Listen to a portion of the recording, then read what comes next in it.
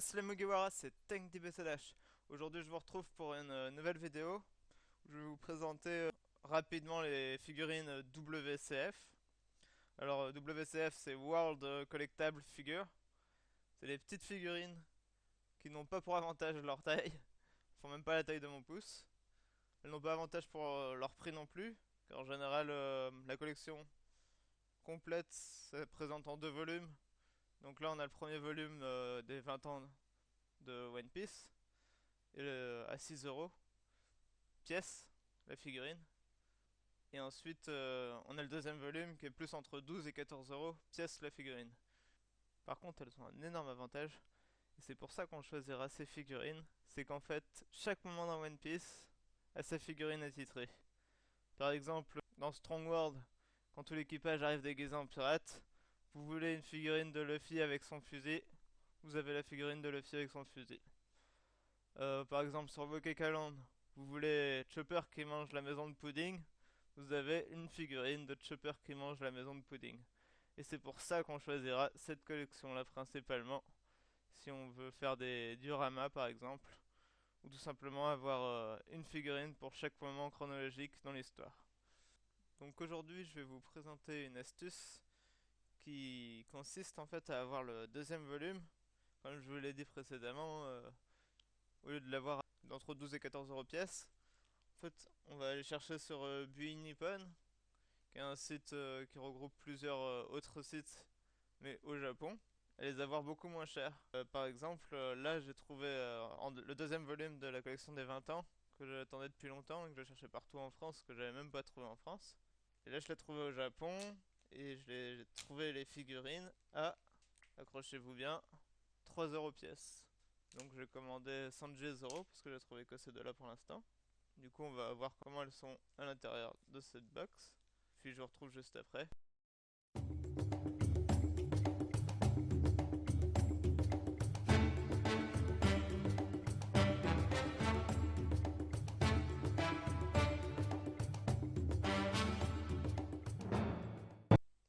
Donc c'est bon, je viens de les sortir de la boîte. Elles ont l'air d'être toutes les deux là, déjà c'est rassurant. Et du coup, ouais, le fait de les avoir eu à 3 euros pièce, ça me revient à même pas le prix de la figurine que j'aurais pu les avoir en France. Et j'ai payé quand même 6 euros de frais de port.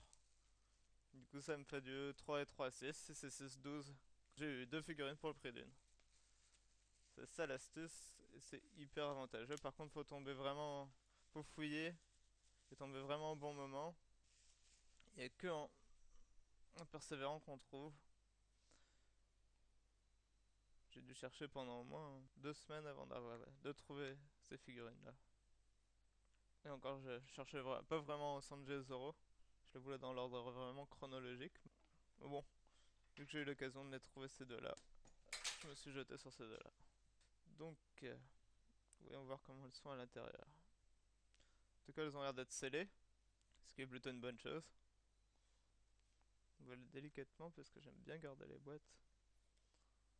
Surtout que dans cette collection-là, les boîtes en général elles forment un dessin. Elles sont toutes assemblées.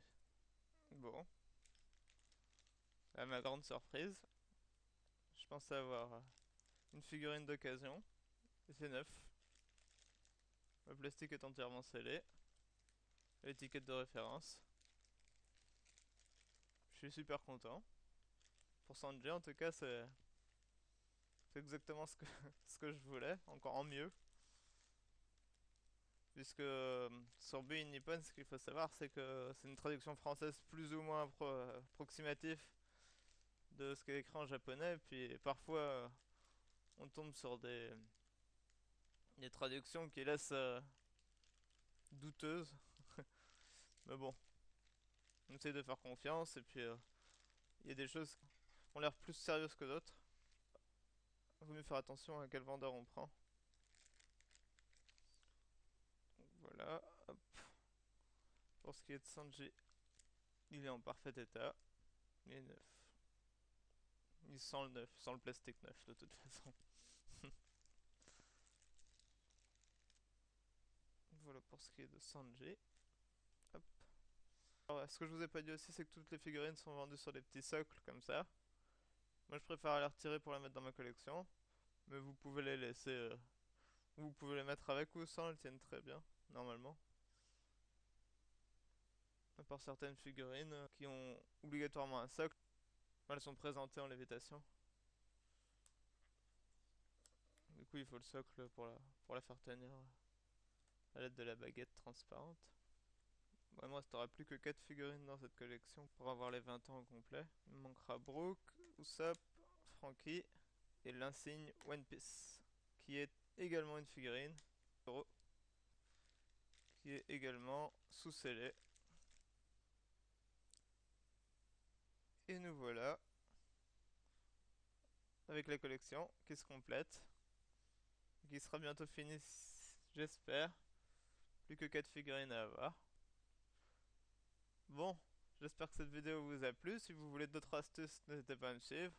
J'ai vu que les vidéos que j'avais faites sur les derniers scans qui étaient sortis n'avaient pas super bien marché, contrairement aux vidéos d'unboxing comme de Flamingo qui a atteint les 100 vues.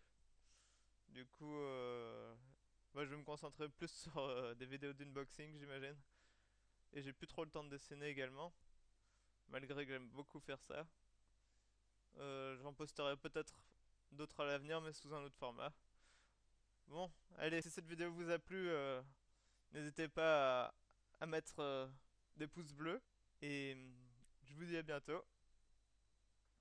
Ciao!